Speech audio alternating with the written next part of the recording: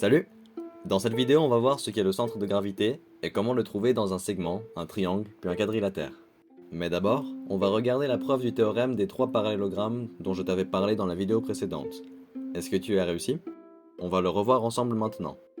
On sait donc que les quadrilatères ABCD et AECF sont des parallélogrammes. Reste à savoir si le troisième quadrilatère EBFD en est un aussi. Tu te souviens? Si, dans un quadrilatère, les vecteurs qui correspondent à deux côtés opposés sont égaux, alors le quadrilatère est un parallélogramme. C'est l'astuce numéro 7. Donc il suffit de prouver que le vecteur DF est égal au vecteur EB, ou n'importe quel vecteur supposément parallèle. Ici je vais garder les vecteurs DF et EB. Il faut commencer par les reformuler. Dans une autre vidéo, je t'avais dit qu'on pouvait reformuler un vecteur en fonction d'une origine, souvent placée aléatoirement à l'extérieur du dessin et nommée O. Mais, comme dit dans la dernière vidéo, en énonçant le théorème et l'indice, tu peux aussi très bien prendre une origine se trouvant déjà sur le dessin et l'utiliser pour reformuler les vecteurs qui te serviront à prouver ton hypothèse. Ici, puisqu'on cherche à comparer une figure par rapport à celle dans laquelle elle est inscrite, c'est en effet plus pratique de choisir une origine qui se trouve déjà sur la figure. Reformulons donc les éléments de notre équation en fonction du point le plus proche des vecteurs. Pour le vecteur df, on peut utiliser le point c comme origine et le reformuler de la manière suivante. Vecteur df est égal au vecteur cf moins vecteur cd.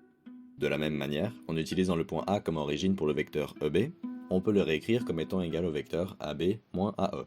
Maintenant, on sait que le vecteur AB appartient à un parallélogramme, et par définition, le vecteur qui représente le côté opposé est égal. Donc, dans ce cas, le vecteur AB est égal au vecteur DC. En utilisant la même idée, le vecteur AE est égal au vecteur FC, puisque tous deux appartiennent au parallélogramme AECF. Maintenant, dans le but de reformuler ces vecteurs en fonction de la même origine, en l'occurrence C, on peut inverser le signe devant le vecteur DC et inverser ses lettres. On peut faire la même chose avec le vecteur -FC qui nous donne le vecteur plus CF. Finalement, on utilise la commutativité de l'addition des vecteurs pour finir avec une égalité. On va maintenant revenir au centre de gravité. En 2D, le centre de gravité est un point dont la position est égale à la moyenne des positions des sommets de la figure dont il est le centre de gravité. Donc, logiquement, pour le trouver, il faut faire la moyenne des positions des sommets de la figure. En termes mathématiques, voici la définition. On dit que G est le centre de gravité des points A1, A2, etc. jusqu'à AN, si le vecteur OG est égal au vecteur OA1, plus le vecteur OA2, plus tous les autres vecteurs jusqu'à OAN divisé par n. Autrement dit, le vecteur qui part de n'importe quel point et qui finit au point G, qui est le centre de gravité de la figure dont les sommets sont nommés A1, A2, etc. jusqu'à AN, est égal à la moyenne de tous les vecteurs qui partent de ce même point et finissent chacun à un sommet de la figure. Le vecteur OA1 est le vecteur qui lie l'origine, appelée O, au premier sommet. Le vecteur OA2 est celui qui lie l'origine au second sommet, etc. La lettre n, ici, désigne l'index des vecteurs. Il y a n vecteurs en tout. Chacun est désigné par un nombre allant de 1 à n. Donc, si tu préfères, sur ce dessin, si tu additionnes tous les vecteurs qui lient O au sommet et que tu divises le résultat par leur nombre, tu trouves le vecteur OG. Ça c'est la théorie. Maintenant regardons ce que ça veut dire sur des figures concrètes. Avant d'utiliser des termes mathématiques, prenons un exemple courant. Tu t'ennuies en classe, pas de maths évidemment, et tu fais l'inventaire de ta trousse. Tu prends l'un de tes crayons et tu essayes de le faire tenir horizontalement sur un doigt. Comment tu fais pour choisir où le poser? Tu prends le milieu du crayon. En faisant ça, tu cherches le centre de gravité de ton crayon. Ici, il faut s'imaginer que le crayon est une figure plane à seulement deux sommets, donc un simple segment, et non pas un prisme droit à base hexagonale suivi d'un cône, naturellement. Ça c'est la pratique. Voyons maintenant la théorie appliquée. Commençons simplement avec ce segment AB. C'est une figure en 2D qui a deux sommets, et on cherche son centre de gravité. Pour appliquer la théorie qu'on vient de voir, il faut déterminer ce que sont les points O, G, A1, A2 et tous les autres jusqu'à AN. On sait déjà que O est un point extérieur aléatoirement placé. Il sert simplement à exprimer des vecteurs en fonction d'un même point. Pour l'exemple, je le place ici. G, c'est le point qu'on cherche, le centre de gravité justement. Finalement, les points A1 à AN sont très faciles à voir. Ce sont les sommets de notre figure, donc A et B. Il y en a deux. On a tout pour trouver le centre de gravité de ce segment. Il ne reste plus qu'à appliquer la théorie. Le vecteur OG part de O et est égal à la fraction vecteur OA plus vecteur OB divisé par 2. N égale 2 car il y a deux vecteurs. On tombe exactement sur une application du point milieu qu'on a vu il y a un petit moment.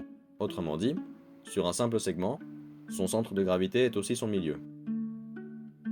Maintenant, on va faire de même dans le triangle. Presque tout reste identique.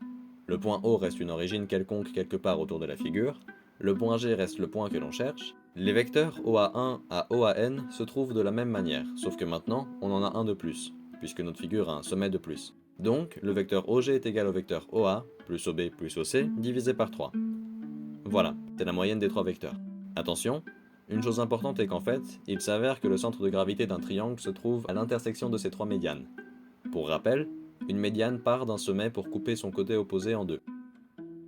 Je pense que tu as saisi l'idée, mais voici quand même à quoi ça ressemble dans un quadrilatère au cas où. Le point O reste aléatoirement placé, le point G est toujours celui qu'on cherche, la figure a 4 sommets, A, B, C et D, et on a donc les vecteurs OA, OB, OC et OD, et n égale 4. Maintenant revenons sur le triangle. Il y a un théorème intéressant qui concerne ses médianes et son centre de gravité. Ce théorème nous dit que le centre de gravité d'un triangle se trouve non seulement sur ses médianes, mais toujours à 2/3 de la distance entre le point d'origine de la médiane, donc un sommet du triangle, et son point d'arrivée, le point milieu du côté opposé. En d'autres termes, la distance entre A et G est les 2/3 de la distance entre A et A'. Voici son énonciation. Le vecteur AG est égal à 2/3 du vecteur AA'. A' étant le point milieu du côté BC du triangle, puisque je le rappelle, une médiane coupe le côté où elle finit en deux. On part du côté le plus simple pour le développer, et finir avec le côté le plus compliqué. La théorie nous dit que le vecteur OG est la moyenne des vecteurs qui lient O au point dont G est le centre de gravité. Sauf que O est une origine, n'importe laquelle, et on l'a déjà vu dans une autre vidéo, elle peut très bien être un point de la figure elle-même. Utilisons ça pour réécrire le vecteur AG. Ici, l'origine utilisée, donc le début du vecteur, est le point A. Puisque le vecteur AG part du point A, les autres vecteurs dont il est la moyenne doivent aussi partir de ce point. Donc, on peut réécrire le vecteur AG comme étant égal au vecteur AA, AB et AC, additionnés puis divisé par 3. Comme on le sait depuis la première vidéo, le vecteur AA est égal au vecteur 0, puisqu'il prend le chemin le plus court entre le point A et le point A. Donc, le vecteur AG est égal au vecteur AB plus AC divisé par 3. Maintenant, est-ce que tu arrives à deviner l'avant-dernière étape qui nous permet de passer à une écriture proche de ce qu'on cherche? Moi non plus, il fallait y penser. En multipliant le haut et le bas par 2, on peut réorganiser la fraction de la manière suivante. 2 fois le vecteur AB plus AC divisé par 2 fois 3, qu'on peut directement écrire 2/3 fois vecteur AB plus AC divisé par 2. Ces manipulations sont possibles grâce à la propriété de commutativité des multiplications et de celle des fractions. En gros, A fois B est égal B fois A, et A fois B divisé par C fois D est égal à A sur C fois B sur D. Maintenant on a les 2/3, c'est ce qu'on voulait, mais qu'est-ce que le vecteur AB plus AC divisé par 2? On utilise la relation du point milieu inversée pour répondre à cette question. L'origine des deux vecteurs est le point A, et le point milieu du côté BC est A', donc le vecteur simplifié est le vecteur AA'. Voilà, on a tout. Donc la distance entre A' et G est le tiers de celle entre A' et A. Finalement, on va prouver un autre simple théorème. Il nous dit que tous les vecteurs qui partent du centre de gravité d'une figure et qui finissent à ses sommets, une fois additionnés, s'annulent. En termes mathématiques, on a vecteur GA1 plus vecteur GA2 plus tous les vecteurs jusqu'au vecteur GAN sont égaux au vecteur 0. Cette fois-ci, on part du côté plus complexe pour arriver au plus simple. C'est logique, si on part du vecteur 0, on peut à peu près tout faire. Donc, il suffit de reformuler chacun des termes de gauche. Le vecteur GA1 part de G et finit à A1. De même pour tous les autres avec leurs sommets respectifs. Donc, en utilisant la relation de Chasles, on peut réécrire chacun de cette manière. Le vecteur GA1 est égal au vecteur OA1 moins le vecteur OG, en utilisant n'importe quelle origine O. Pareil pour tous les termes. On a donc cette longue ligne. On peut simplifier en sortant le vecteur OG soustrait à tous les vecteurs. Il y en a précisément n. On a donc vecteur OA1 plus vecteur OA2 plus tous les autres vecteurs jusqu'au vecteur OAN, moins n fois le vecteur OG. Sauf que si on traduit le vecteur OG par sa définition, on a le gros pâté qu'on avait vu au début, qui se simplifie avec le n. Finalement, tous les termes s'annulent et on finit avec le vecteur 0. Donc, dans n'importe quelle figure, tous les vecteurs qui partent du centre de gravité et qui finissent au sommet de cette figure s'annulent.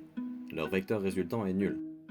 Donc, pour récapituler, le centre de gravité est le point sur lequel toute figure tient en équilibre, et il est trouvé en faisant la moyenne des vecteurs partant de n'importe quelle origine et qui arrivent au sommet de la figure. Voilà pour cette vidéo, j'espère qu'elle t'a aidé à mieux comprendre le concept de centre de gravité. Bientôt, on va regarder le lien étroit qui lie trois centres d'un triangle, dont celui de gravité. C'est la droite d'Euler.